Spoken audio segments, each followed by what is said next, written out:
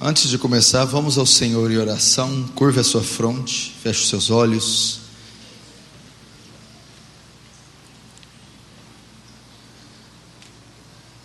Querido Deus, diante do Teu trono nos colocamos nessa manhã, Senhor, conscientes da nossa pequenez, da nossa miserabilidade e da nossa insignificância, consciente da Sua majestade, grandeza, glória e poder. Deus, eu peço que o Senhor tenha misericórdia de nós. Fala conosco essa manhã, Senhor. Não porque merecemos, porque nós não merecemos. Nossas obras são trapos de imundícia, Senhor. Somos pecadores. Tudo o que merecemos é o inferno. Mas por causa da Sua infinita misericórdia e com o amor que tem nos amado, fala conosco. Envia a Sua palavra dos altos céus, Senhor. Ajuda-nos num tempo de trevas, apostasia, esfriamento. Acha um lugar aqui, Senhor, de adoração para Ti. Faz Teu reino avançar, Deus. Receba a glória para Si. Nos conforma a imagem de Cristo. Toma cativo toda mente e coração em obediência à Tua palavra. Em o nome de Jesus. Amém. Presta atenção no que nós vamos ouvir aqui nessa manhã. Abra comigo o santo livro do profeta Oséias. É o primeiro profeta menor, depois de profeta Daniel.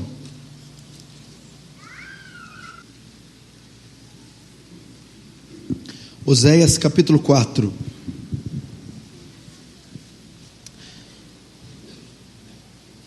Verso número 6. O meu povo está sendo destruído porque lhe falta o conhecimento. Porque tu, sacerdote, rejeitaste o conhecimento, também eu te rejeitarei, para que não seja sacerdote diante de mim. Visto que esqueceste da lei do teu Deus, também eu me esquecerei de teus filhos. Mais uma vez, a parte A: o meu povo está sendo destruído porque lhe falta o conhecimento. Até aí, gostaria de perguntar aqui, de saber quantos aqui conhecem o canal Defesa do Evangelho. Levante a mão, bem alto. Graças a Deus. Então não vai ser novidade nenhuma o que eu vou pregar aqui para vocês. Presta atenção, eu gostaria da sua atenção. O que eu abomino, o que eu tenho aversão, é de crente que acha que culto é show, oba-oba. Ele chega atrasado, ele não sabe se vestir, ele não é reverente, ele é desordenado, estabanado, cola chiclete debaixo do banco, deixa os filhos fazer bagunça, acha que isso aqui é uma bodega. Isso aqui é o santo templo do Senhor e ele tem que ser reverenciado. Principalmente os crentes pentecostais, eles acham que tudo é festa, tudo é grito, pulo mortal, carpado, estrela. Você cresce com entendimento, não é com baderna, não.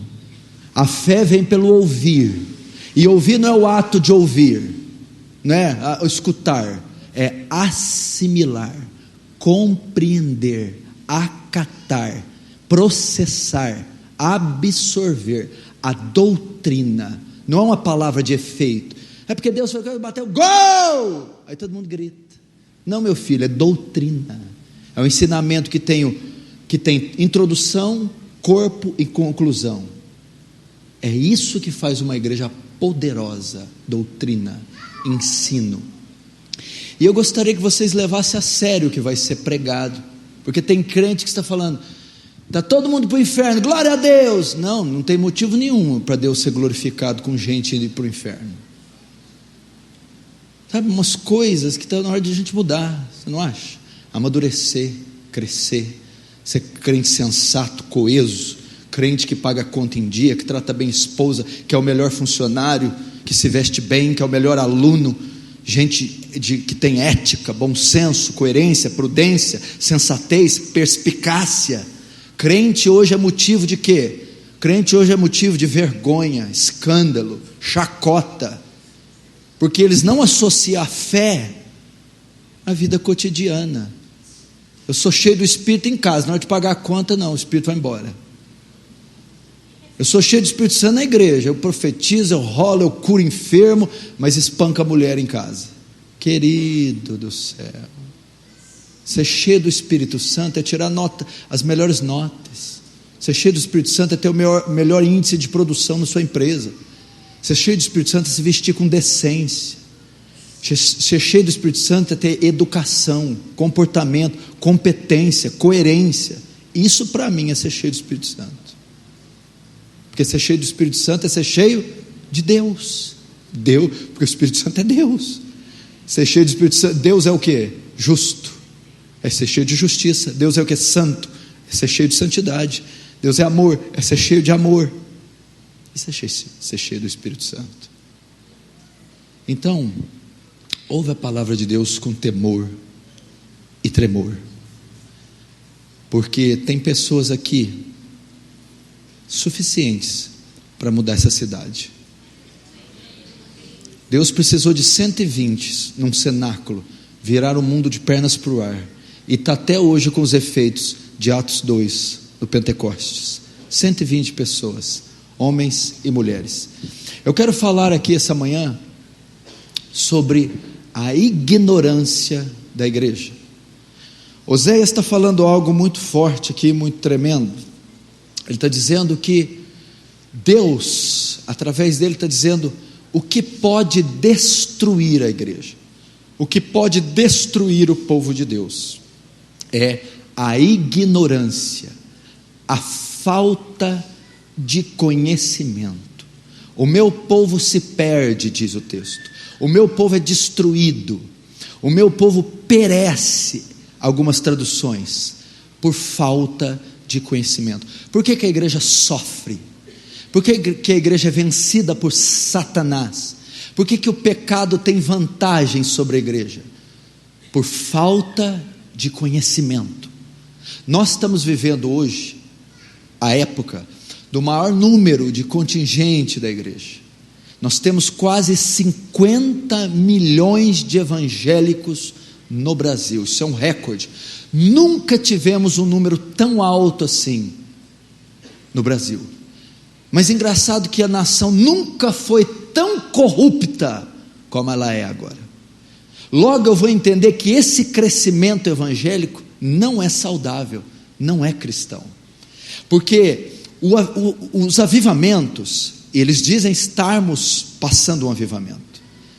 E quando se cresce, estabelecimento, igreja a cada esquina, conversões, batismos, a centenas e milhares, é um sinal de avivamento. Está crescendo o número de evangélicos nas camadas da sociedade. Mas a história diz que quando o avivamento acontece, ele mexe com a sociedade. O número de abortos baixa, o número de divórcios baixa, o número de crimes baixa. Agora esse avivamento que está aí está promovendo o pecado, porque o número de transgressão está aumentando. Que avivamento que é esse? Que não transforma caráter. Que avivamento que é esse? Que não muda pensamentos. Se nós temos 50 milhões de evangélicos, o país moralmente teria que ter melhorado, os crimes teriam que diminuir, os divórcios teriam que diminuir, abortos, pedofilia, a inadimplência. Isso não está acontecendo. Querido, se você pegar os índices de divórcio fora e dentro da igreja, são quase os mesmos. Fornicação fora e dentro da igreja, são quase os mesmos. Isso mostra que este avivamento não é produto do Espírito Santo, não é produto do Evangelho, não é produto das Escrituras. São crentes nominais, são como católicos, crentes nominais, eles só têm uma denominação, eles só passaram por um ritual litúrgico de batismo, mas eles não professam aquilo que dizem crer, eles não vivem na prática, é apenas a religião que eles agregaram. E a Bíblia não diz isso, a Bíblia diz que aquele que está em Cristo, nova criatura é, as coisas velhas já passaram, e eis que tudo se fez novo. Agora, por que nós temos esses números associados a essa corrupção? Por causa da ignorância. Nós temos uma igreja gorda, inchada, rica, abastada, mas analfabeta da Bíblia, analfabeta de doutrina, analfabeta de conhecimento. Um povo que canta, que ora, que grita, mas não sabe João 3,16 de cor. Se pedir para abrir Gálatas, vai lá no Velho Testamento. Pessoas que nunca leram a Bíblia inteira, de capa a capa, na vida, com 10, 15, 20 anos de fé. Isso é um absurdo. Querido, Enéas Carneiro, candidato a presidente da República pelo Prona, que já foi morto, numa entrevista ele disse assim: a ignorância aprisiona, mas o conhecimento liberta. Mal sabia ele que ele estava parafraseando o texto de Jesus e o de Oséias: o meu povo é destruído, fica no cativeiro por causa da ignorância. E Jesus: e conhecereis a verdade, e a verdade vos libertará. Esse é o grande problema. Não sabemos nada. Será que se fizer uma fila aqui para citar João 3,16 aqui, é porque Deus amou o mundo naquele que me fortalece? Não consegue. Vem cá, isso não é para rir não. Não é para rir não. Eu estou falando de um povo que está adorando um Deus que não conhece, acha que está adorando a Ele, porque sem conhecimento não pode adorar. Ah, não, me dá um texto. João 4, Jesus chegou para a mulher samaritana, tá, filha, tadinha, vocês adoram quem vocês não conhecem. Por quê? Porque ela é samaritana, era um judeu misto, tinha uma teologia mista, diluída, e quem conhece um Deus diluído, uma teologia diluída, não adora o Deus único e verdadeiro. Esse é o problema. E a ignorância está... Por exemplo, fala um pouco para mim sobre justificação pela fé. Escreve 30 linhas sobre o que significa justificação pela fé. O que é isso? A doutrina da imputação. Me ensina um pouco o que é a doutrina da imputação. Me ensina o que é a doutrina da adoção. O que é isso? A santificação bíblica, que é só pôr saia, não cortar cabelo e ficar trancado no quarto. É isso que é santificação? Fala um pouco para mim. Fala o que é propiciação. O que é propiciação? Tem na Bíblia isso? Tem. O que é propiciação? Não sabe. Não sabemos. Não sabemos. Fala sobre louvor. O que é louvor? Guitarra, baixo, bateria e back vocal. O que a Bíblia fala sobre louvor? Ah, eu aprendi daquele que ouviu daquele, que veio do outro, e a gente faz igual. Mas eu nunca estudei a Bíblia 6 horas por dia, 8 horas por dia, 10 horas por dia, para saber o que é ser um pai bíblico. Você acha que ser pai é o que você é? Eu acho que é. Como? Você procurou todas as referências sobre pai na Bíblia para saber se é um pai bíblico? Não. Diácono. Você é um diácono bíblico? Eu ponho terno e fico na porta. Não, o que a Bíblia fala sobre diácono? 1 Timóteo 3, Tito, tudo sobre um diácono. Eu não estudei tanto. Você está entendendo? A oração, não pastor, aí não. Senhor meu Deus e meu Pai, aqui na tua presença me coloco, fala comigo, ó Deus. Você já estudou as orações bíblicas? Esdras capítulo 9, Neemias capítulo 1, Neemias capítulo 9, Daniel capítulo 9, Jesus na oração do Getsêmani, João 17, Salomão capítulo 3, a oração dele, e aí vai, as orações bíblicas, para saber se você ora biblicamente. Pastor, você está sendo muito duro. Se você quiser, eu passo aqui te enganar e faço um festival aqui. Faço um festival aqui, a gente vai para as nuvens e Deus no dia do juízo me pega pelo pescoço. Temos que ser ensinados. Meu irmão, só está essa aberração aí fora.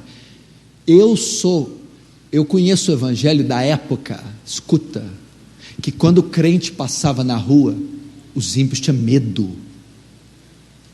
Eu sou da época que quando um evangélico crente chegava numa roda, as pessoas não falavam palavrão em respeito ao crente.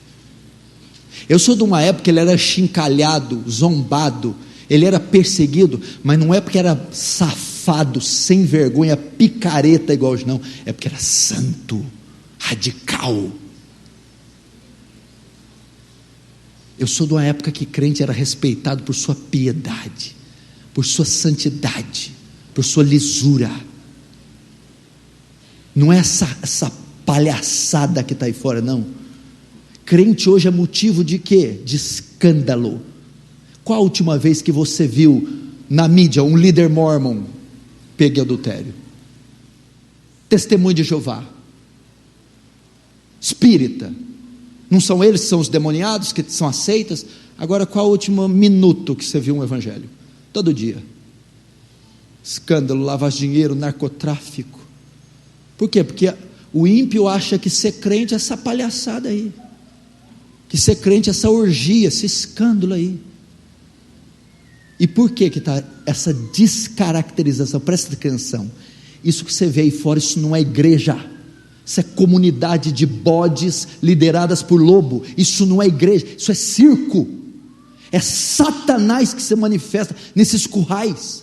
Isso não é igreja santa de Cristo, não um povo remido, lavado pelo sangue de Jesus que está lá, não um povo cheio do Espírito que transforma, que santifica. São comunidades para entreter bodes. É isso que está acontecendo aí. Mas todo mundo pensa que é crente. Por que pensa? Por causa da ignorância.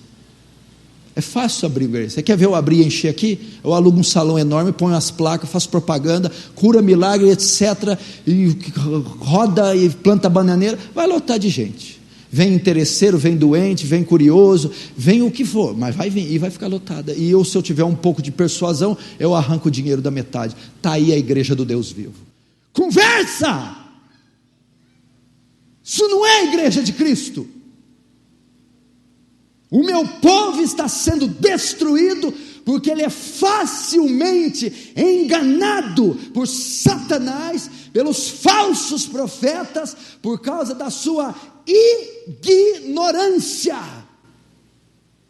Volte às Escrituras, querido irmão. É a única maneira de vencermos o que está aí fora. É ignorância. Hudson Taylor, missionário da China, ele se debruçava sobre esse livro 10 horas por dia para estudar as Escrituras. Às vezes eu vou estudar a Bíblia, eu demoro 1h30, 2 horas em um só versículo. Um versículo. Fui fazer uma série dos atributos de Deus em nossa igreja. Eu estudei 12 horas por dia cada atributo, para conhecer alguma coisa de Deus. Quanto tempo você gasta sobre esse livro? Diariamente. Lê um salmo antes de dormir? Só lê no culto? Ou você fica horas prostrado sobre ele? John Wesley lia esse livro aqui de joelhos. Eu conheci a casa de John Wesley. Fui no quarto onde ele orava, eu me emocionei. Era um quarto de madeira com uma Bíblia enorme, e um genuflexório onde Wesley se ajoelhava para ler os capítulos da Bíblia. Aí veio uma senhora e disse para mim assim, dessa salinha aí, era a salinha de oração, devia ter 2 metros quadrados, daí saía todo o sustento do metodismo. Rapaz, eu quase desmaiei, quase tive um choque. É dessa sala que saem as pregações, os livros que ele escreve, as notas, é as horas que ele fica aí prostrado, de joelhos, e estudando as Escrituras. Você gasta mais tempo orando no Facebook, mais tempo orando no WhatsApp, mais tempo orando, lendo. Eu vou dizer aqui rapidamente, não fica constrangido, não fica com raiva de mim não. Eu não vim falar o que você quer ouvir, mas o que você precisa ouvir. Deus exorta aquele que Ele ama e corrige aquele que tem por filho. Quando ouvirdes a voz do Senhor, não endureçais o vosso coração. Nós precisamos ser chamados para um choque de realidade. Vamos ficar até quando enganando a nós mesmos? Olha o que está acontecendo com o mundo. Você não está vendo os sinais?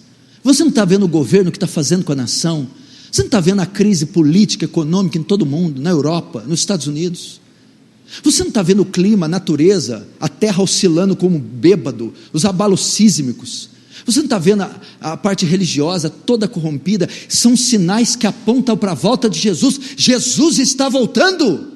A Bíblia diz que a volta do Filho do Homem será semelhante aos dias de Noé.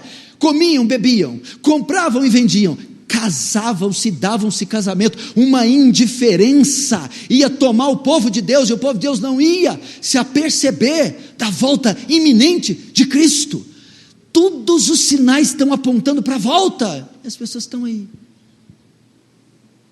Há um salva-vidas gritando, há 2 horas daqui tem uma onda de 300 metros, corram, salvem suas vidas. E o povo está lá jogando frescobol, vôlei de praia, tomando água, e o salva-vidas gritando como louco, igual um bobo. Pois eu estou dizendo, algumas horas, dias, meses daqui, a onda da ira de Deus, do juízo divino, da volta do Filho do Homem está prestes a vir. Salvem suas vidas, antes que seja tarde. Não é tempo mais de perder tempo com coisas triviais, idiotas, fúteis. Não é tempo mais de ficar perdendo tempo com relacionamentos estúpidos. Há almas para se ganhar, há um reino para avançar, há uma bandeira do Evangelho para ser fincada. Conserte teu casamento, traga seus filhos para a presença de Deus, destrua aquilo que te faz pecar. A Bíblia não diz: se o teu olho faz pecar, ora pelo olho. Se tua mão faz pecar, ora por ela, leva ela para consulta, corta a sua mão, destrói o que faz pecar. Não adianta nós sermos só ouvintes, assistir Paul Washer, David Wilkerson, Paulo Júnior, livros. Não sejais somente ouvintes da palavra, mas praticantes. Todo aquele, pois, que ouve as minhas palavras e as pratica, assemelhá-lo-ei ao homem prudente, sensato, que edificou sua casa sobre a rocha. Vieram as chuvas, correram os rios, sopraram os ventos e combateram contra aquela casa, e ela não caiu. Mas todo aquele que ouve as palavras, as minhas palavras, e não as pratica, assemelhá-lo-ei ao homem insensato, tolo, estúpido, que edificou a sua casa sobre a areia. Desceram as chuvas, correram os rios, sopraram os ventos e combateram contra aquela casa, e ela caiu, e foi grande a sua ruína. Vamos ouvir. 5 aspectos eu quero colocar aqui da ignorância da igreja. Nós estamos sofrendo por causa da ignorância. Quem quer aprender diz amém. Amém. 5 aspectos pelo menos a igreja sofre pela ignorância. Eu vou trazer pelo menos 5 aqui. Primeiro, a ignorância no louvor. A igreja moderna não sabe pataquada nenhuma, patavinha nenhuma de louvor. O louvor moderno que você assiste não tem nada a ver com louvor bíblico. São shows gospel. Deus não se agrada disso. Está em Amós capítulo 5, lê, principalmente se você é músico. Afasta de mim o estrépito dos seus cânticos, porque eu não ouvirei o som das suas melodias. Meu irmão, Isaías capítulo 1 diz: as vossas assembleias solenes não me dão nenhum prazer. Por quê? Deus só recebe glória com aquilo que é feito segundo foi decretado na palavra. A ignorância da igreja quanto ao louvor. Louvor, vamos lá. O que é o louvor? Louvor e adoração. Louvor e adoração é o principal meio que Deus escolheu para receber glória para si. Esse é o fim, o propósito do louvor. Louvor e adoração é o principal, não é o único, mas o principal meio que Deus escolheu para receber glória para si. A palavra louvor do hebraico quer dizer o quê? Elogio. Elogiar quem? Deus. Primeiro ponto na ignorância: o louvor atual é antropocêntrico. Grego, antropos, homem, centro. O homem é o centro. O louvor de hoje olha para mim, em mim, para mim, por mim. O louvor converge no homem. O louvor converge na necessidade do homem. O louvor canta a glória do homem. O louvor canta o perfil do homem. Tudo é em mim, tudo é por mim, tudo é para mim. Meus sonhos, me dê, é meu, para mim, por mim. Isso é uma heresia e uma blasfêmia. O louvor não pode exaltar o homem. O louvor não pode cantar sobre o homem. O louvor não pode ter o homem como centro. Como você prova isso? Salmos. O que é o Salmo 1 ao 50? O que é os Salmos? Salmos é o inário de Israel. Não temos a harpa cristã, o cantor cristão. A harpa cristã de Israel é os Salmos. Salmo 1 é cantado. Salmo 150 é cantado. São cânticos. Qual é o conteúdo dos Salmos? Você já ouviu falar da palavra ontos? Quer dizer o ser. Ontologia, o estudo do ser. Quando você fala teontologia, o estudo do ser de Deus, é isso que está nos Salmos. Os Salmos, mais de 70% dos atributos de Deus estão contidos nos Salmos. Os Salmos basicamente está escrito assim: quem Deus é, o que Deus faz. Grande é o Senhor, muito digno de ser louvado. Santo é o Senhor, grandes e maravilhosas as suas obras. Quem Deus é e o que o Deus faz. Logo, pelos Salmos, eu tenho uma ideia que o louvor é teocêntrico. O louvor deve cantar quem Deus é. O louvor deve cantar o que Deus faz. O louvor é para elogiar. Louvor, elogio, Hallel. Elogiar quem? O homem. Elogiar Deus. O louvor deve ter Deus no centro, deve exaltar a glória de Deus, a majestade de Deus, o poder de Deus, os atributos de Deus. O que tem que conter nas letras?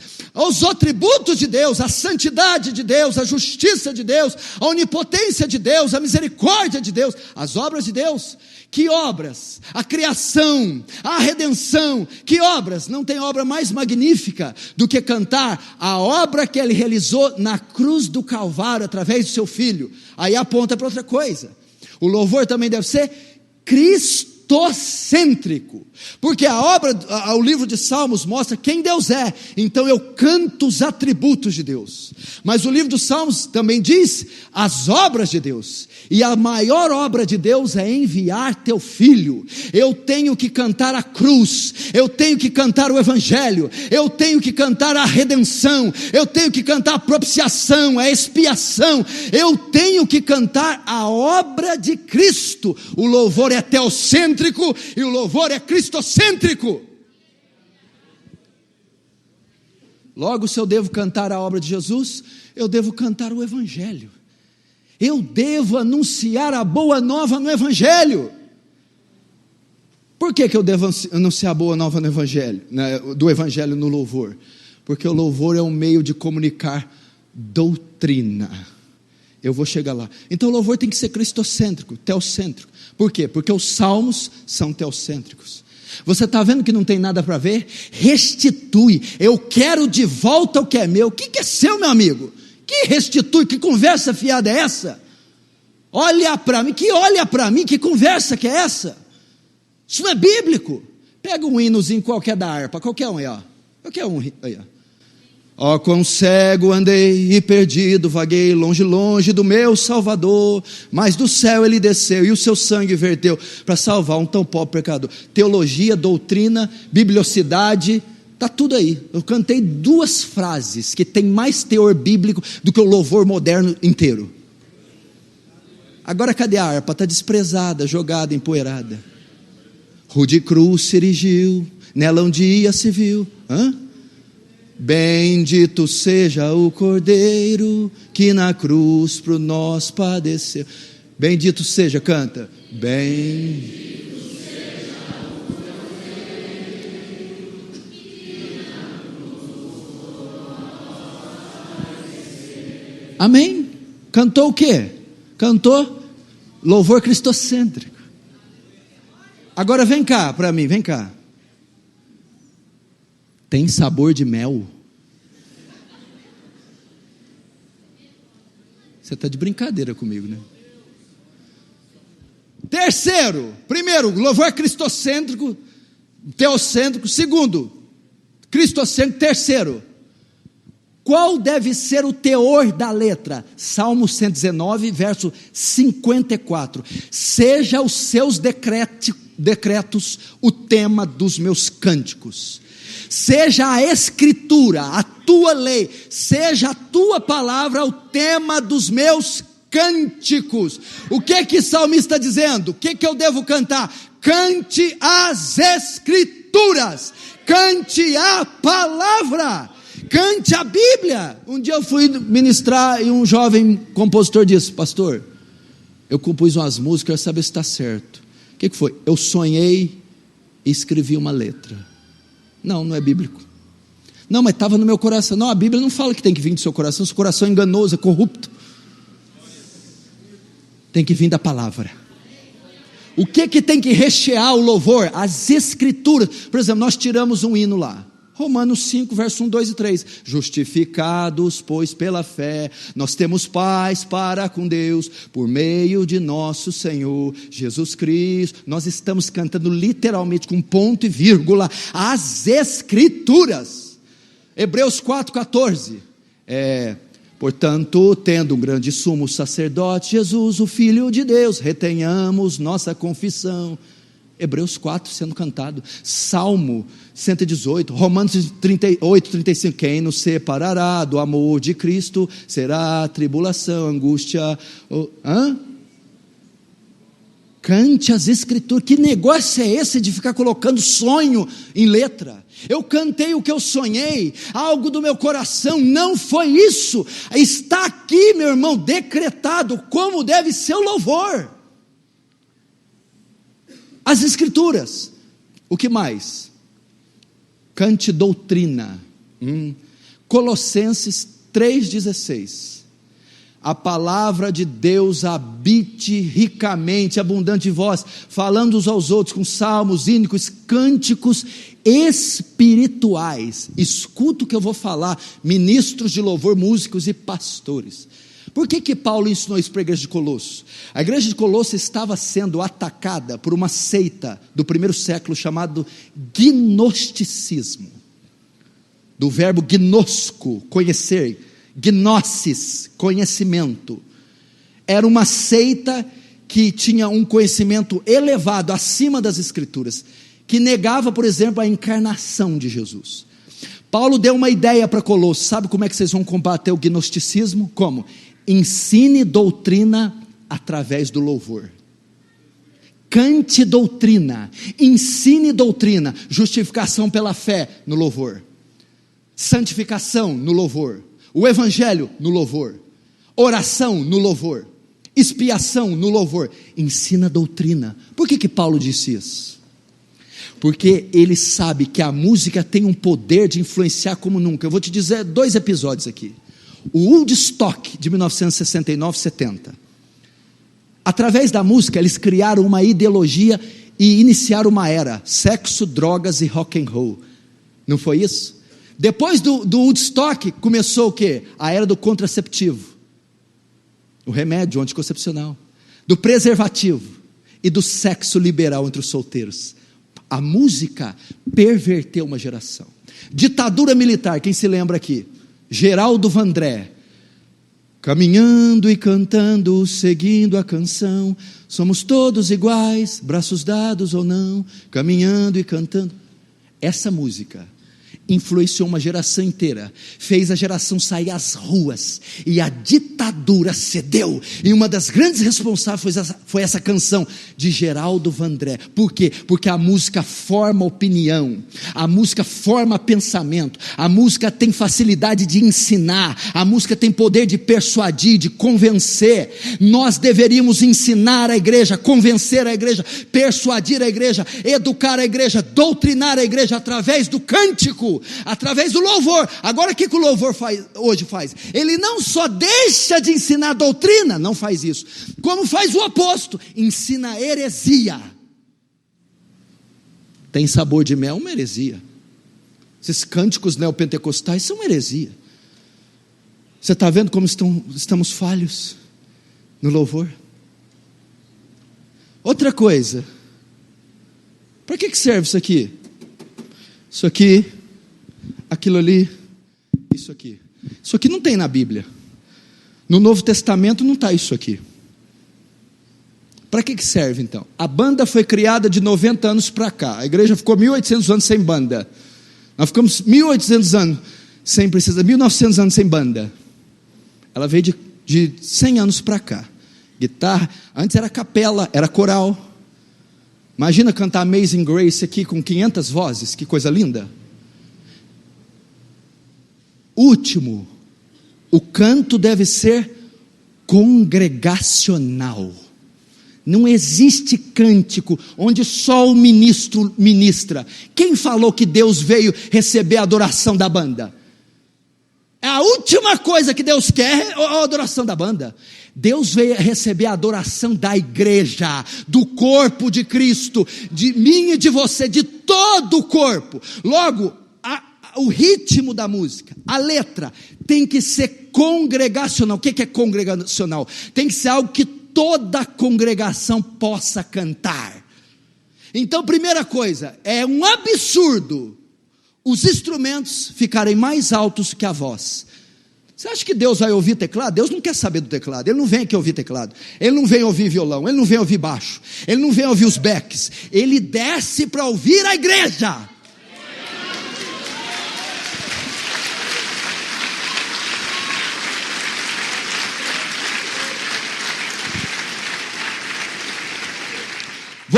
Você vai em igrejas, é uma barulheira, você não ouve ninguém, você não ouve nem os músicos cantar. Você ouve só a guitarra, a bateria, o baixo, sabe?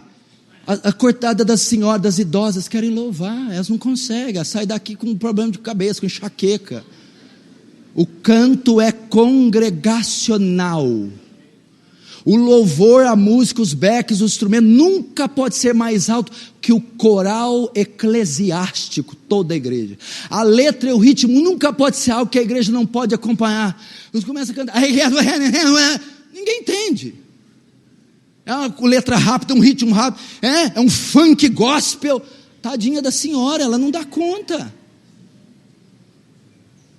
Para que serve então o instrumento? Escuta. Se eu falar assim, vocês me ouvem melhor ou pior? Então isso aqui é para auxiliar a minha pregação. Não tem na escritura, mas pelo bom senso, eu uso o microfone para alcançar as pessoas que estão lá atrás. Deus não vem receber louvor de banda. Esse negócio de apresentação musical, show, Deus abomina isso aí. Deus não vem, show, isso não é bíblico. Quem frequenta show, vai em show. Querido, você pode ir lá, você pode se divertir, mas eu vou te dizer uma coisa, Deus não está lá. Pode ficar tranquilo que Ele não está lá, Ele não participa disso. Ele participa da adoração da igreja. Para que então serve os instrumentos, os backs e o músico? Deus vem receber a adoração da igreja. Os músicos estão aqui para auxiliar a noiva nesta adoração. Eles estão aqui para ritmar, afinar a igreja, fazer com que esse coro seja mais sublime. É para isso que o back, o músico, o piano, o teclado, a guitarra, o baixo estão aqui, para fazer com que a igreja dê uma adoração de mais qualidade para Deus, porque é da igreja que Deus recebe a adoração, e não da banda.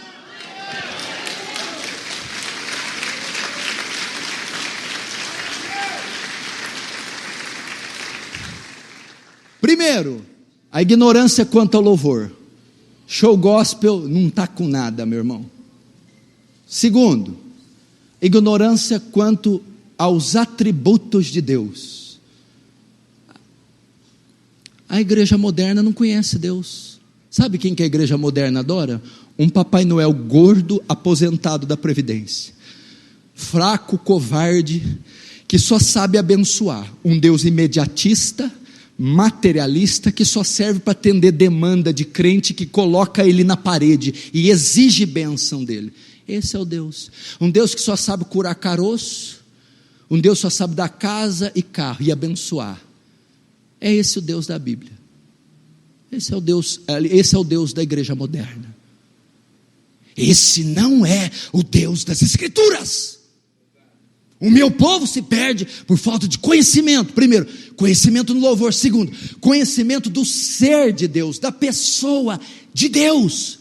Você conhece os atributos de Deus? O que são atributos? Qualidades, características que Deus arroga para si. Justiça é um atributo de Deus. Onipotência, atributo. Onipresença, atributo. Qualidades que Deus tem. Existem duas classes de atributos: atributos comunicáveis e atributos incomunicáveis. Atributos comunicáveis é o que Deus comunica com o homem, dá ao homem, transfere. Amor, o homem tem, Deus tem, o homem tem. Bondade, Deus tem, Deus transfere para o homem. Justiça, Deus tem e Deus transfere ao homem, comunica ao homem. Atributos incomunicáveis: onipotência, só Deus tem, não comunica com ninguém. Onisciência, só Deus tem, não dá, nem outro ser tem. Onipresença, só Deus possui. A igreja moderna só conhece um atributo: o amor. Só canta o amor. Só fala, por que não tem louvor cantando da ira de Deus? A ira de Deus é santa. Por que não tem louvor cantando da santidade, da justiça de Deus? Deus não tem só um atributo: amor, e mal compreendido ainda. Os atributos, sabe quem Deus é? Eu vou te dar uma dica aqui. Se o Deus da Bíblia é igual a esse Papai Noel aposentado, fraco, covarde, mais digno de dó do que de temor. Você já ouviu falar da onipotência de Deus? A Bíblia diz que Deus tem todo o poder. Significa que não há nada que Deus não possa realizar. Ele abriu o mar vermelho, fez pão chover dos céus, mortos de 4 dias ressuscitar. Ele tem todo o poder. Onipotência. Eu vou dar alguns dados científicos para você ver a onipotência de Deus. Presta atenção. Você sabia que só você, um de você, possui 60 trilhões de células? Só um ser humano. Cada célula das 60 trilhões possui uma fita DNA de 1,70 m de comprimento. Se você amarrar uma fita DNA na outra, você tem 102 bilhões de metros de fita DNA que você dá a volta no planeta Terra várias vezes. Quem fez isso? A onipotência de Deus. Você já ouviu falar da ameba? Não é aquele amigo que você chama de ameba, não. Ameba é um protozoário, um ser unicelular, só tem uma célula. Só o código genético de uma ameba você preenche 1000 vezes a enciclopédia britânica. Sabe quantas palavras e verbetes tem na enciclopédia britânica? 4 bilhões de palavras. Isso está no código genético de uma mísera ameba. A onipotência de Deus. Você sabe quantos litros de água, pastor Ivan, existem no Oceano Atlântico, Índico, Pacífico? Sabe quantos litros de água existem no mundo? Você tem a ideia de milhão, né? Então vamos lá: 1 milhão, 1 bilhão, 1 trilhão, 1 quatrilhão, 1 quintilhão, 1 sextilhão, 1 septilhão, 1 octilhão de litros de água no Oceano Atlântico, Índico e Pacífico. O que isso tem a ver com a onipotência de Deus? Isaías diz que ele pega os mares e oceanos com a concha da mão. Aqui está o Atlântico, Pacífico e Índico. Calma. Quando eu estava preparando essa pregação, que eu preguei em Franca, na minha sala tem um banheiro ao lado, e tinha uma pia gotejando. Eu coloquei a minha mão debaixo da torneira, vou ver quantas gotas de água cabem na minha mão.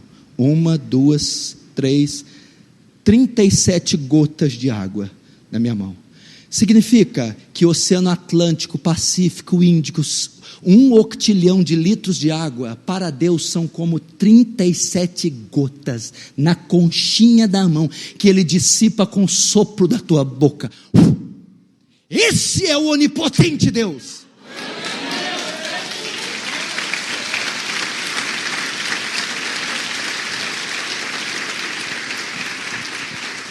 Mas a igreja brasileira não conhece. Coitado do Deus da igreja brasileira, está demorando, porque uma rena travou no caminho, ele está consertando, tadinho. Ele está gritando, ho, ho, ho. É um Deus fraco, barato. Você prefere crer no Deus das Escrituras ou no Deus da igreja moderna? Isso é só um fragmento da onipotência de Deus. A Bíblia diz que Deus também é onisciente. O que é onisciente?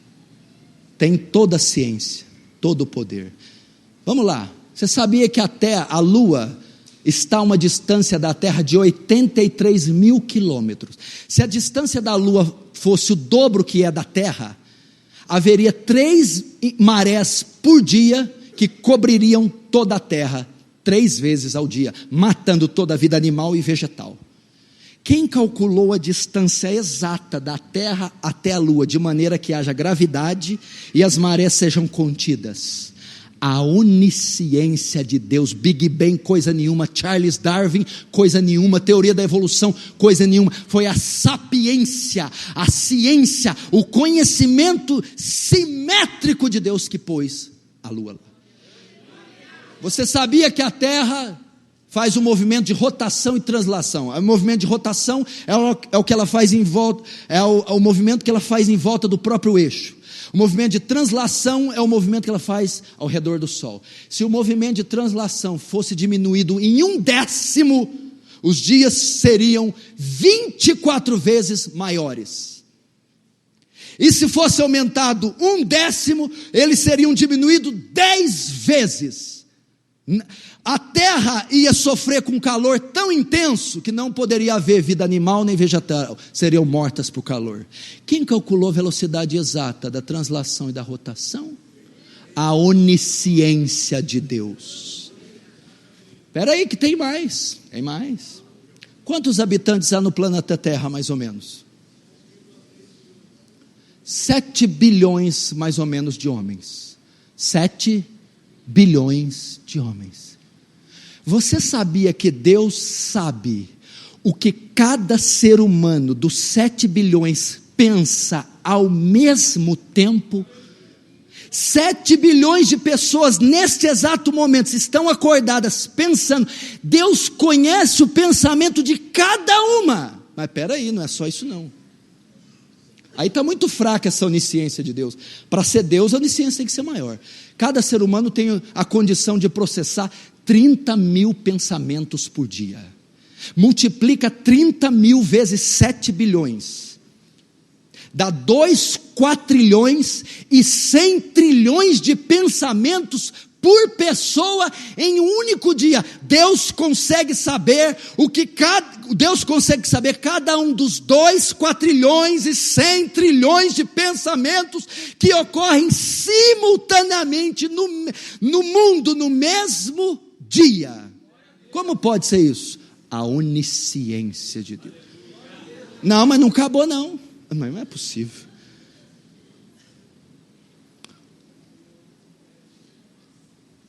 Mateus 9 diz assim: quando orardes, não sejais como os hipócritas, que presumem que pelo muito orar serão ouvidos, porque o vosso Pai, sabeis o que necessitai, antes que lhe peçai, antes que os 2 quatrilhões de pensamentos sejam processados, Deus já anteviu cada um deles. Aleluia, glória a Deus.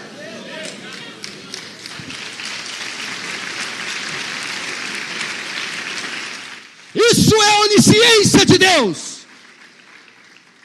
Esse é o Deus que a igreja moderna não conhece. Só conhece o Deus macedônio, o Deus do Macedo. Esse Deus pobre e miserável. Terceira, a onipresença. Eu vou encurtar, senão vamos sair daqui 3 horas da tarde. A onipresença. Essa é claro que você sabe. Existem países, continentes, países, estados, municípios, vilarejos, etnias, milhares de milhares em todo o mundo. 7 bilhões de pessoas. Deus está presente em todos os lugares ao mesmo tempo. Tem um culto ocorrendo aqui, outro lá em Seul, na Coreia. Deus está lá, está aqui. Outro no Japão, outro na África, outro no Oriente. Deus está lá. Mas presta atenção, onisciência não é só isso. O que é fantástico na onisciência é isso, onipresença. Se, por exemplo, Maria de Fátima, se um português pedir uma oração dela, e um brasileiro ao mesmo tempo, nem num jato turbo hidro, ela vai conseguir chegar. Se 3 pedir ao mesmo tempo, tadinha, ela tem derrame, não consegue. Deus consegue estar em todos os lugares do globo ao mesmo tempo, mas espera aí, Deus não só está em todos os lugares ao mesmo tempo, Deus está em todos os lugares ao mesmo tempo, de forma completa. Não tem partes de Deus aqui, partes na África, partes na Ásia. Deus está de forma completa aqui, de forma completa na Ásia, de forma completa nos céus, de forma completa na terra, de forma completa debaixo da terra. Ele é onipresente.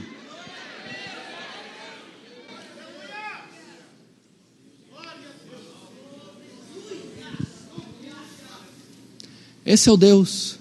A Bíblia diz que Ele é eterno, não tem começo nem fim. A Bíblia diz que Ele é infinito. Deus nunca foi feito, sempre existiu. A infinitude de Deus, a eternidade de Deus, a unidade de Deus. Ouve Israel, o seu Deus é o único Deus, só há um Senhor. A espiritualidade de Deus, Deus não tem corpo. Deus é espírito, importa quem os adora e adora em espírito e verdade. Deus não tem forma, por isso que é um pecado fazer uma imagem daquilo que não pode ser definido por forma. Ele não tem forma, ele é espírito. E outro atributo aqui que eu não quero deixar passar: Deus é santo. Santidade não é um atributo de Deus, santidade é o atributo. Esse então, coitada da cristandade moderna, ela acha que pode dar tapinha nas costas de Deus, ela acha que pode chamar Deus de você, ela acha que pode pôr Deus na parede, exigir de Deus, ela acha que pode se dirigir a Deus de qualquer jeito. Meu irmão, Deus é santo. Todas as vezes que você pegar neste livro, todas as vezes que você orar, que se dirigir a Deus, todas as vezes que você vir a um culto, nunca esqueça isso da sua vida, jamais. Se você puder tirar uma única frase, um tópico deste culto, tire esse. Nunca se esqueça, Deus é santo. O que significa Deus ser santo? Fala da impecabilidade de Deus. Deus não pode pecar. Deus nunca pecou. Deus é impecável. Fala da pureza de Deus. Deus é puro, intensamente puro. Abacuque 1,13: tu é tão puro de olhos que não pode contemplar o mal. Para você ter uma ideia da santidade de Deus, é algo tão forte. Quantos pecados bastaram Adão e Eva cometer para Deus expulsar do Éden? Um só pecado. Deus os baniu, porque Ele é santo, puro. Fala da pureza de Deus, a pureza moral. Não há mancha no caráter de Deus, não há ruga, não há resquícios, não há detrimento, não há detrito. Deus é completamente puro. Fala da pureza, fala da santidade. Segundo, fala da transcendência de Deus. O que é isso?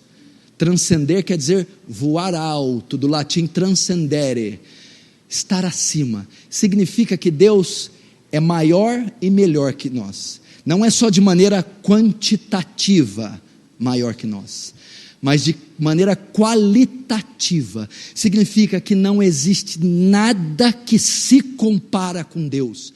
A quem assemelharei o Altíssimo? Diz Isaías 40. Quem nós nos assemelharemos a Ele? Quem se assemelhará a Ele? A transcendência diz que Deus, nada é parecido com Deus. Pega o serafim mais majestoso, lindo, a criatura mais pura e santa que Deus criou. Comparado a Deus, é um micróbio dentro de esgoto rastejando. Nada se compara a Deus. Não existe nenhum ser, nada se compara. Ele é tão alto, tão transcendente. A Bíblia fala de santidade como ser distinto. Deus é distinto de tudo que existe, de tudo que foi criado. Isso significa ser santo. Santo. A Bíblia diz que o nome de Deus é santo. Meu irmão, presta atenção. O nome de Deus é santo. Mateus capítulo 6 diz: Pai nosso que estás no céu, santificado seja o teu nome. Sabe o que Jesus está ensinando? Zelem pela santidade do nome de Deus. Trabalhem para que a santidade de Deus seja conhecida no mundo através de vocês. Salmo 11 diz: santo e tremendo é o nome do Senhor. O nome de Deus é santo. O que significa o nome de Deus ser santo? Ele não pode ser pronunciado de qualquer jeito. Por quê? O que tem a ver o nome? Porque o nome está intrinsecamente ligado à pessoa. Para você ter uma ideia, o judeu ortodoxo, ele, quando vai falar o nome de Deus, ele não pronuncia o nome de Deus. O nome de Deus é Yahweh, Yahvé. Eu sou, o nome santo que ele deu a Moisés no Sinai. Por causa do quarto mandamento do decálogo: não tomarás o nome do teu Deus em vão.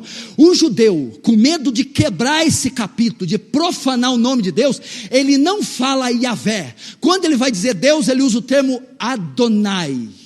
Ele não usa Yahvé, porque ele tem medo de ofender a glória de Deus com seus lábios impuros, porque ele acha o nome de Deus tão santo, que ele não se atreve a pronunciar o nome de Deus. Agora, quanto crente faz piadinha com o nome de Deus?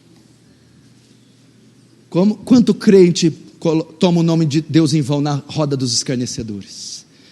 Porque não conhece que Deus é santo. Eclesiastes capítulo 5 diz assim: quando compareceres na casa do Senhor, não precipitais em abrir a vossa boca, porque Deus está nos céus e tu na terra, portanto sejam poucas as tuas palavras. Ele é santo. O nome de Deus é santo. Ele não pode fazer parte das nossas piadas. Ele não pode estar na mesa dos escarnecedores.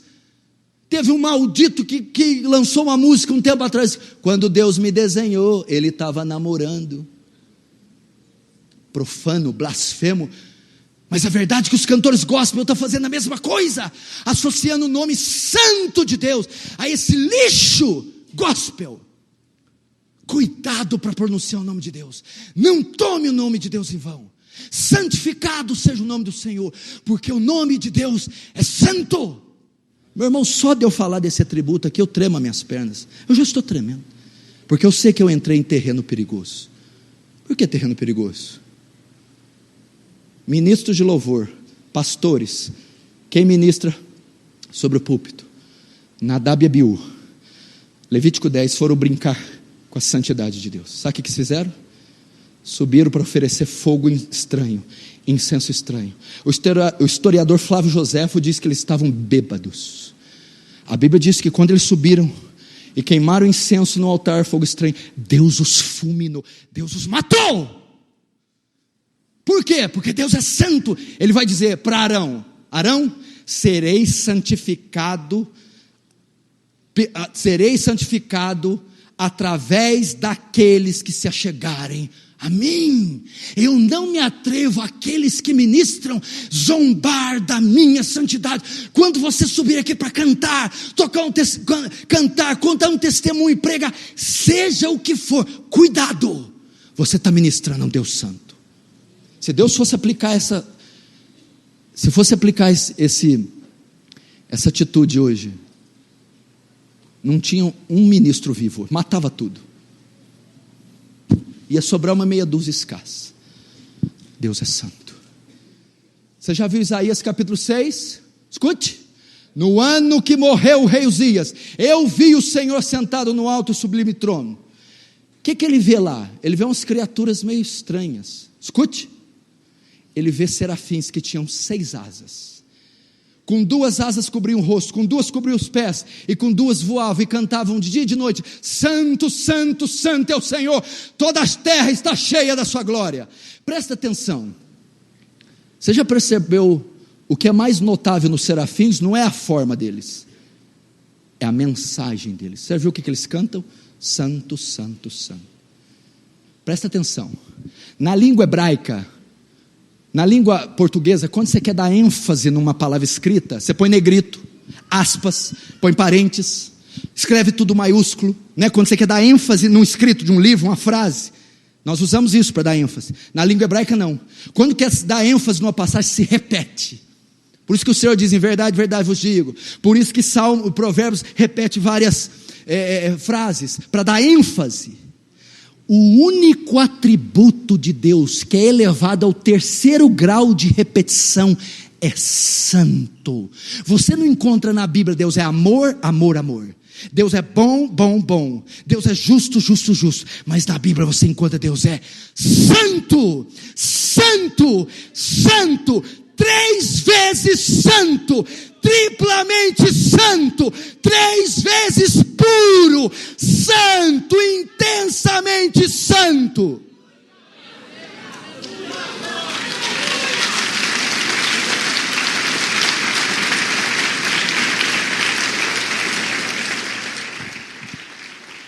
Não acabou não. Agora peraí, por que os serafins com 2 asas cobrem o rosto, com 2 cobrem o pé? Por quê?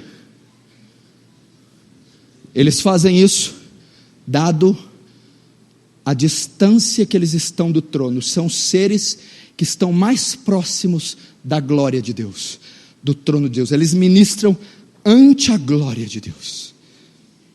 Mas para que eles possam estar ali e não serem mortos, a radiação de santidade que sai daquele trono, o fulgor da majestade de Deus, a glória de Deus, a santidade de Deus é tão intensa, que eles cobrem o rosto, porque eles não podem suportar a santidade de Deus. Então de vergonha eles cobrem o rosto, porque se eles contemplarem a santidade de Deus, eles caem mortos.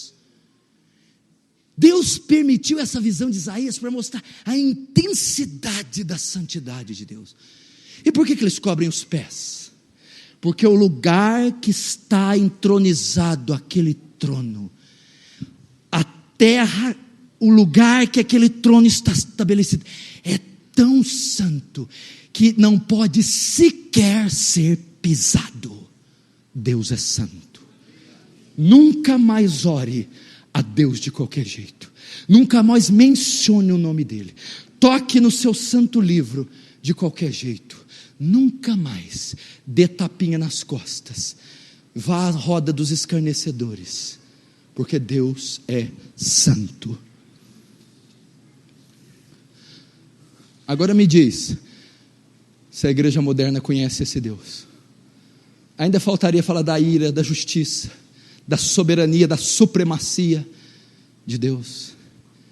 Meu povo se perde por falta de conhecimento desse Deus, por falta de conhecimento do louvor verdadeiro a Deus. Sabe o que a igreja moderna adora? Todos os domingos à noite? Um ídolo. 2 Reis 2, o meu povo fez para si deuses. Eles inventaram um Deus com a imaginação, fizeram um Deus com a barriga, com o ventre, e adoram esse Deus. Não é o Deus das Escrituras. Terceiro, hoje eu estou. Quantos estão entendendo? Diz amém. Amém. Quantos estão gostando e têm coragem de falar? Diz amém. Amém. Glória a Deus. Terceiro, primeiro, a ignorância no que diz respeito ao culto, ao louvor. Segundo, aos atributos de Deus. Terceiro, com relação ao culto. E o culto? Meu Pai do céu, e o culto? O que nós sabemos sobre culto? O que é culto? O que é culto? É vir para encher um salão e cantar. Se você estudar os puritanos, você vai ver que eles têm algo que chama princípio regulador do culto. Os puritanos faziam o culto assim, baseado no que chamamos princípio regulador do culto. O quê? Tudo que a Bíblia decretou para o culto, nós fazemos. Onde a Bíblia se cala, nós não fazemos. Pronto, simples. A Bíblia menciona no Novo Testamento elementos de culto? Menciona, fazemos. A Bíblia não menciona nada com certos elementos? Não, então não fazemos.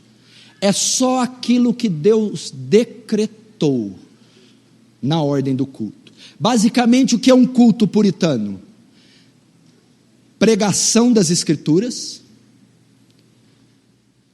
louvor e adoração, oração, batismo e santa ceia, quando oportuno. Esse é o culto. O culto deve ser teocêntrico. Isso não é novidade, você falou no louvor. Não, era lá, você vai entender. Como que é o culto hoje? O culto também é antropocêntrico. Mas como? O culto hoje é feito para o homem.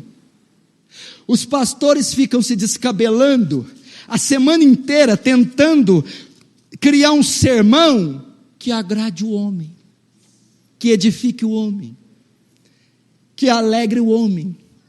Ele fica pensando nos meios. Essa doutrina eu não posso falar porque teu irmão é adultério, então de adultério não pode falar, e o irmão é rico, dá dinheiro, dá muito dízimo. Esse aqui não pode, vão falar de fornicação, porque o filho do irmão está fornicando, e o filho do irmão dá dízimo alto também. Aí não pode falar também de sexo, não pode falar de divórcio, porque tem um monte de divorciado, é tudo presbítero, não pode falar também. O que pode falar nessa igreja? Pastor, prega lá de muçulmano, não tem nenhum lá. Eles ficam a semana inteira estudando o meio de agradar o homem, uma palavra de autoajuda, de motivação, de triunfalismo, centrada no homem, o texto centrado no homem, a exegese centrada no homem, o esboço centrado no homem. O culto é feito para o homem, o louvor, as letras, a melodia, feita para o homem, para agradar o homem, tem como o homem o centro. O culto hoje é antropocêntrico. Converge na pessoa do homem. Os aniversários de igreja, festividades, congresso, festividade, aniversário de igreja, bexiga, decoração, é um espetáculo. Só não convidaram Deus, só não fizeram para Ele, não tem nada para Ele, é para as famílias. Aí todo mundo vem com roupas, comidas, é aquela coisa linda, falta aquele globo com luzes e acabou, e começar. Meu amigo, as pessoas estão equivocadas. A Bíblia diz em Isaías capítulo 1: quem vos requereu, só pisardes em meus átrios. O Senhor está no seu santo templo, calem-se diante dele toda a terra. Ao entrar por aquelas portas, no início do culto deve-se ter uma reverência total, porque o santo Deus está presente e quer ser adorado. O culto tem que convergir na glória de Deus. Quer comais, quer bebais, quer façais qualquer outra coisa, fazei tudo para a glória de Deus. Eu me preparo vestindo-me para a glória de Deus quando venho ao culto. Eu escolho os louvores para a glória de Deus. O tema da mensagem para a glória de Deus, a liturgia, o modelo, o horário, para a glória de Deus. As pessoas não se preparam para vir ao culto, elas chegam atrasadas, vêm mal vestidas, passam o dia inteiro brigando, pecando na televisão e vêm despreparadas. Meu irmão, para você ter uma ideia, no culto puritano, a ceia corria no domingo, o sábado inteiro eles se preparavam para a ceia, santificavam. Eles tinham tanta expectativa com a mesa do Senhor, com o culto, que eles oravam, jejuavam, choravam, liam a Bíblia, se santificavam para participar do santo culto. Alguns chegavam a se preparar uma semana antes da ceia. E a gente? Faustão, Gugu, brigou com a mulher, com o cachorro, saiu, foi no parque, na festa, no shopping, internet, celular, aí vem atrasado, senta, não sente nada no louvor, não entende nada da palavra e dá aquele culto pútrido para Deus. Não é assim o culto, deve-se ter reverência. Quarto, senão não termino. Ignorância com relação ao louvor, com relação a Deus, com relação ao culto. Ignorância com relação à família. A família. O que está virando com as famílias evangélicas? Principalmente o homem. Tem homem que tem macho aqui, diz amém. Engrossa essa voz aí, rapaz. É homem mesmo? Confirma aí, porque essa categoria está em extinção, meu filho. Vê se cheira CC mesmo aí, macho mesmo. A unha está pintadinha, está bem feita? Olha, rapaz, belisca esse homem aí, mulher, vê se é macho mesmo, vê se aguenta. Eu estou falando isso, sabe por quê? Você está vivendo numa geração que está desmasculinizando o homem, está afeminando o homem, tirando a voz ativa, a liderança, o governo, a virilidade do homem. Os homens de hoje estão se tornando frouxos, submissos, incompetentes e mocinhas. Essa sociedade está fazendo isso. Parece que a mulher chega em casa de tarde, de carro, falando grosso. E aí? E o homem está de avental, lavando louça. Família. Quais são os papéis? A mulher provê, a mulher educa, a mulher intercede, a mulher cria. E o homem? O homem, ele está perdido. Ele trabalha e dá o ordenado dele em casa e senta na frente da TV com um prato de comida desse tamanho para ver Palmeiras e Corinthians. É o máximo que ele dá conta de fazer. Querido, a família está desestruturada. Se tem uma instituição que está sendo perseguida por Satanás e por o mundo que está, é a família. As pessoas perderam os papéis bíblicos. A família é a principal célula que compõe a sociedade. Você tem uma família doente, descaracterizada, fragmentada. Você tem uma sociedade, um país, um estado e uma igreja doente. Você quer saber se essa igreja é bíblica? Vê se as famílias são bíblicas. Você quer saber se essa igreja é santa? Olha para as famílias e vê se são santas. Quer saber se essa igreja é forte? Olha para as famílias. A família é a principal célula. E as pessoas estão perdidas no contexto da família. É o pai na frente da TV, a mãe na cozinha e o filho trancado no quarto na internet. Um lar totalmente dividido. A esposa que manda e desmanda, o pai omisso e o filho um rebelde. Querida, as posições têm que estar de acordo com o que Deus decretou. Primeiro, Gênesis 1:26, façamos o homem conforme a nossa imagem e semelhança, e dominai, sede fecundos, governai, frutificai, dominai. O governo da família, Ele deu ao macho e não à fêmea. Ele deu ao homem. É dever do homem provisão, proteção e educação. É dever do homem. Quem é o chefe da família? O homem. Quem é o principal educador da família? O homem. Quem é o provedor? Não está escrito aqui, meu filho, do suor da mulher comerás, é do suor do teu rosto, camarada, é do suor do macho que comerá. Ele é o provedor. Por que o jardim do Éden foi atacado? Você já leu? Você percebeu? Capítulo 1 e 2, que coisa linda. Criou os céus, a terra, os luminares, os animais, a expansão. As trevas chamou de noite, a luz chamou de dia. Coisa linda o jardim. No último dia criou o homem e a mulher. No capítulo 3 aparece um personagem ali que não foi convidado. A serpente. Ela vem. E quem ela encontra? Eva. E o que ela faz? Pica. Onde estava Adão nessa hora? Trabalhando, chegando tarde em casa, está em 2, 3 serviços, viajando, a serpente está entrando na tua casa, enrolando nos teus filhos, picando a tua mulher, e você está fora. A proteção foi dada ao homem, é ele que protege a mulher e os filhos, tanto fisicamente como espiritualmente. É ele que provê todos os recursos necessários para dar uma qualidade boa para a mulher e para os filhos. É ele quem educa. O discipulado dos teus filhos não é para escola dominical, nem pastor, nem líder de jovens. É sua responsabilidade, homem. Imagina que alguém vai discipular meu filho. Meu filho tem 3 anos.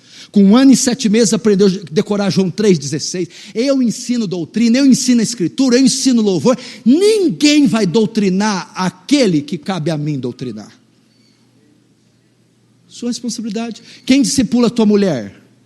Você está deixando outro homem discipular a tua mulher? Você está deixando outro homem?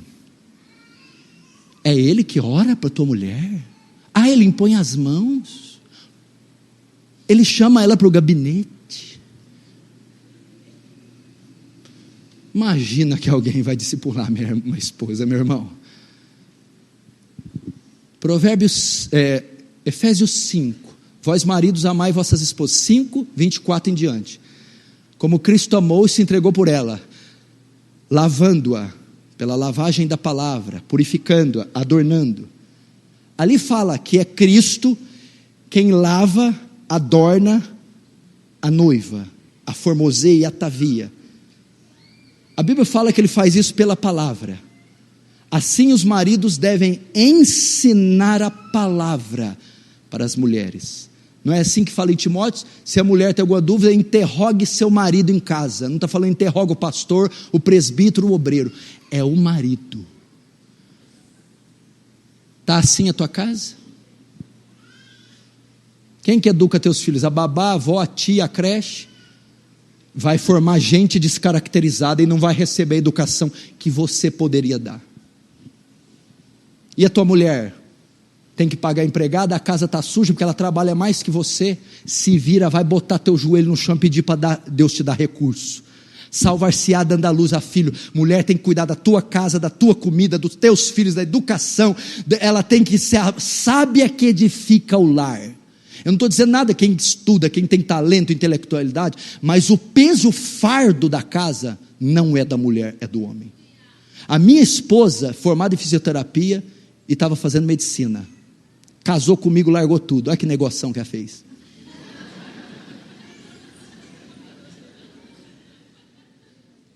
Sabe por que ela fez isso? Porque ninguém no planeta Terra vai cuidar e educar do meu filho, da minha casa, a não ser a minha esposa e eu, porque foi assim que Deus decretou.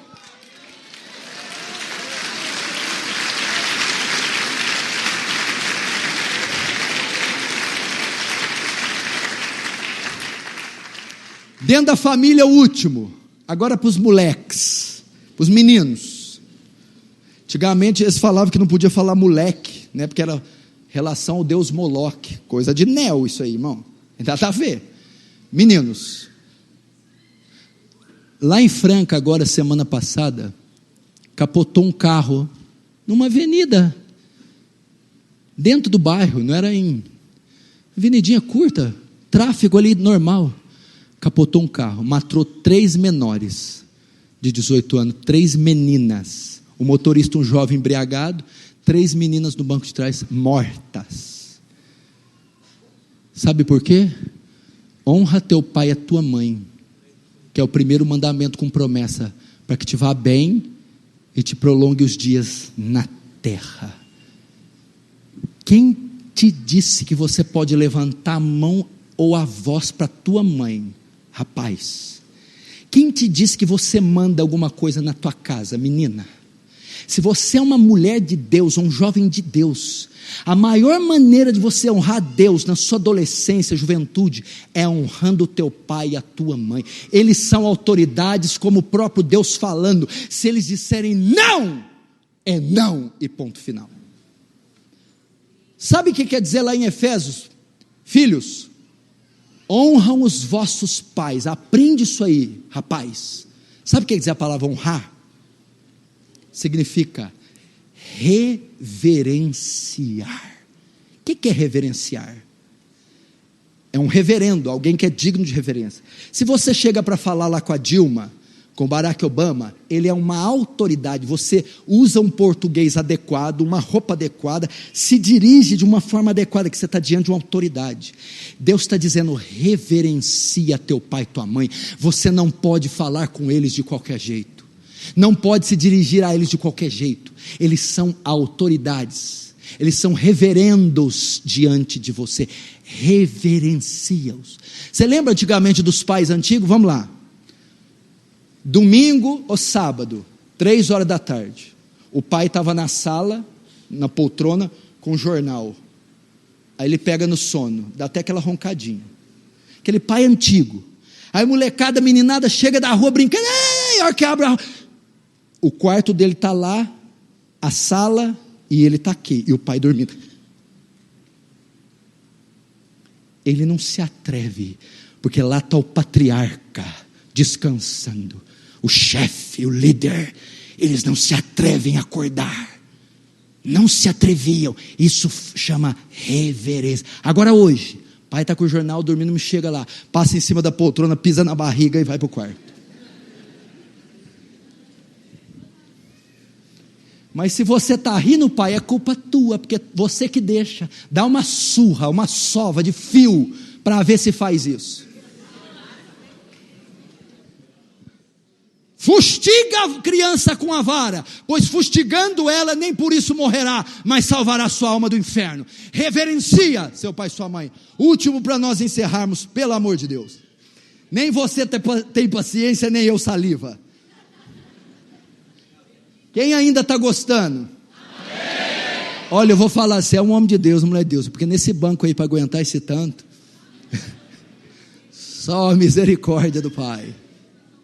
Último, esse é o mais sério, mas eu vou ser breve. A ignorância quanto ao Evangelho de Cristo. O que você sabe sobre o Evangelho? O que é o Evangelho para você? Jesus te ama, Deus tem um plano maravilhoso para você. Está sofrendo? Vem, Ele vai tirar o sofrimento. Está doente? Vem, Jesus que cura. Esse é o Evangelho. Deus tem um plano maravilhoso. Chega lá para o Bin Laden. Jesus tem um plano maravilhoso para você. É mesmo, um assassino, um fascino, um canalha, um demônio, ele tem um plano maravilhoso para mim. Bin Laden, uau, que máximo!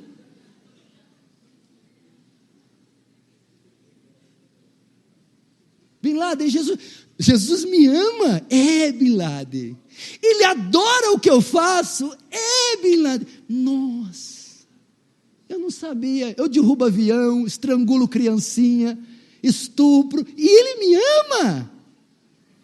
Olha o miserável, maldito evangelho de hoje. As pessoas estão vindo à igreja por causa da necessidade física, elas não estão vindo porque necessitam de um Salvador. Elas estão vindo porque tem caroços para ser curado, dívidas para pagar, elas estão sendo atraídas com métodos carnais. Meu irmão, você pega uma feiticeira macumbeira dos infernos, ela serve a Satanás declaradamente, o filho dela fica doente, ela invoca os guias, os demônios, ninguém cura, leva o médico, ninguém cura, aí põe uma placa aqui, milagres toda terça-feira. Essa macumbeira vai vir aqui, mas ela não vai vir aqui por causa de Deus, ela não quer nada com Deus daqui, ela só quer a cura do seu filho, então ela vai oferecê-lo até que ele seja curado. Milhões estão vindo à igreja assim, bodes que continuam bodes. Eles não estão sendo atraídos por terem consciência da sua depravação. Tinha que dizer, Bin Laden, a ira de Deus está sobre você, arrependa-se do seu pecado.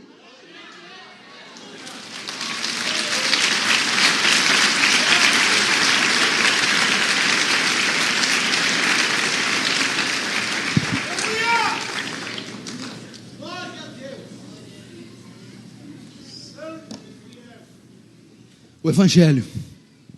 Ficou essa notícia. O que é a palavra Evangelho? Do grego Evangelion. A boa notícia. Que boa notícia é essa?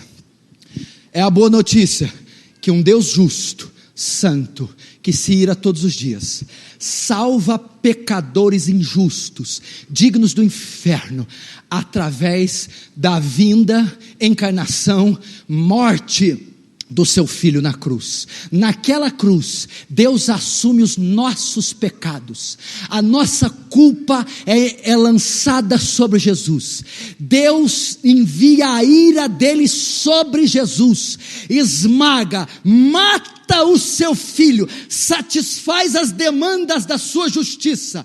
Jesus Cristo ressuscita no terceiro dia, mostrando que Deus aceitou o sacrifício substitutivo, e ele sobe aos céus e agora ordena que todos, em todos os lugares, se arrependam e creiam no Evangelho. Isso é o Evangelho.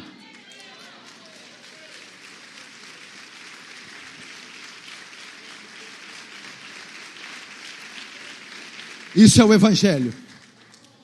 É a boa nova de salvação. O que os pastores de Belém disseram? O anjo diz: eis que trago boas novas de salvação, redenção. É isso que o Evangelho veio fazer. Meu irmão, Deus pode curar? Pode, mas Ele não cura todo mundo. Deus pode prosperar? Pode, mas Ele não prospera todo mundo. Não é esse o propósito do Evangelho. Não é fazermos felizes, realizados, não é a nossa melhor vida na terra. O Evangelho é redenção, resgate, remissão, propiciação, expiação, adoção. Quando ele chega naquela cruz, ele disse: tetelestai, está consumado. O que significa? A dívida está quitada, foi pago. Você pode ser justo agora. Agora eu quero fazer uma pergunta para você. Tem alguém aqui salvo? Diz amém. Amém. Baseado no que você fez essa afirmação? Como você sabe que você é salvo?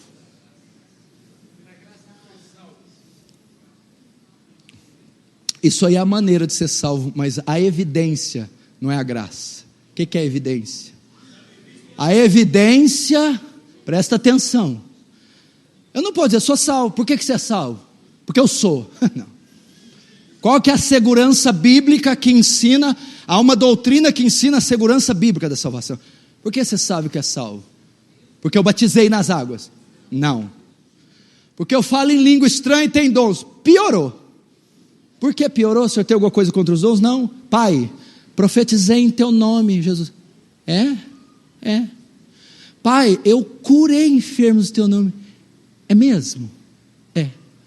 Senhor, eu fiz muitos milagres em teu nome. É mesmo? Apartai de mim, vós que praticais a iniquidade, a árvore não conhecida pelo dom, mas pelo fruto.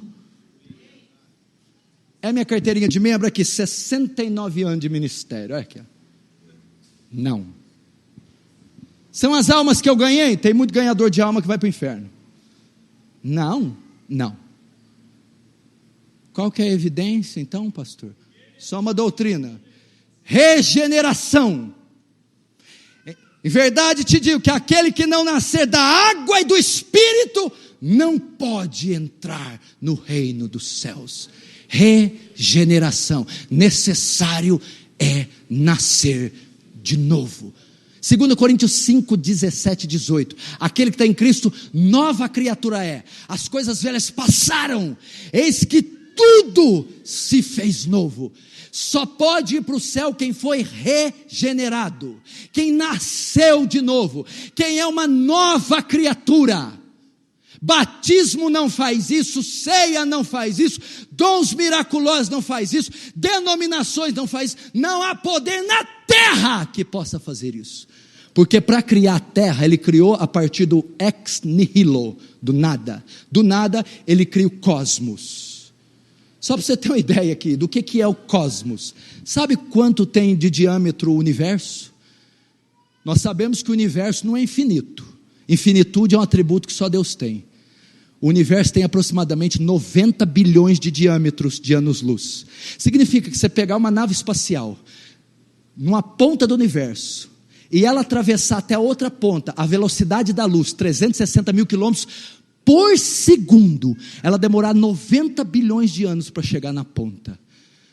Imagina quanto poder Deus não usou para criar o universo, cheio de galáxias, estrelas, oceanos, seres complexos. Quanto poder. Na obra da salvação, escuta, a obra da regeneração, para salvar um pecador, o poder que ele emprega é maior do que o poder para criar o cosmos. Tenta criar a partir do nada essa toalha, vocês, só isso aqui, ó, do nada, cria isso aqui, ó, sem ter nada. Deus criou o cosmos, mas para salvar um homem, o poder que ele cria, que ele usa, é maior do que para criar. Por quê? Porque para criar, ele cria a partir do nada, do ex nihilo, palavra latina que significa do nada, o universo perfeito. Para salvar um homem, não é a partir do nada, é a partir de uma massa caída, corrupta, execrável em Adão. O poder que ele emprega para pegar aquela massa corrupta e a partir daquela massa recriar um novo homem em Adão. Essa é a obra da regeneração. E se esse poder não acometeu você, não alcançou, não rasgou você, virou você do avesso e fez uma nova criatura, você não é salvo. Piscina não tem esse poder, pastor não tem esse poder, e denominação não tem esse poder. Regeneração. Poxa, pastor, aí você me pegou. Agora como é que eu faço para saber que fui regenerado? Você fala, não, esse poder me alcançou sim. Poxa, eu bebia, parei de beber. Fumava, parei de fumar. Prostituía, parei de prostituir. Estou salvo? Não. Freiras fumam? Não. Freiras bebem? Freiras vão para balada? Freiras são salvas? Não. Parar de fazer não significa que você foi regenerado. Olha o que significa então. Tem uma área que a regeneração mais altera o homem, e é ali que eu sei que fui regenerado ou não. Presta atenção, estou terminando. Qual área? É a vontade. Quando eu sou regenerado, a minha vontade é alterada. Então eu não só paro de pecar, eu paro de gostar de pecar. Tem muita diferença. Tem gente que diz, eu não passo a mão, eu não fornico, eu não faço, mas como eu tenho vontade de fazer. É lobo vestido de ovelha. É a justiça que eu odiava, ler a Bíblia, vir no culto, fugir do pecado, amar a Deus. Quando eu sou regenerado, a justiça que eu odiava, agora eu amo a justiça de Deus. Quando eu sou regenerado, o pecado que eu amava, agora eu repudio, eu odeio o pecado. Não é parar de pecar, é parar de gostar de pecar. Isso é regeneração.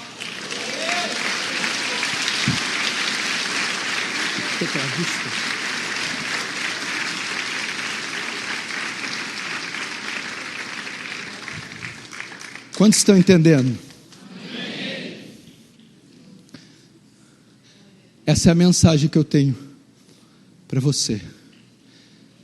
Os queridos amados irmãos, pastores humildes, quebrantados, muito obrigado, pastor, por ceder aqui e dizer essas palavras. Deus abençoe você. Talvez eu nunca mais te veja. Se eu nunca mais te ver, lá em cima eu te encontro. Deus abençoe. Glória a Deus.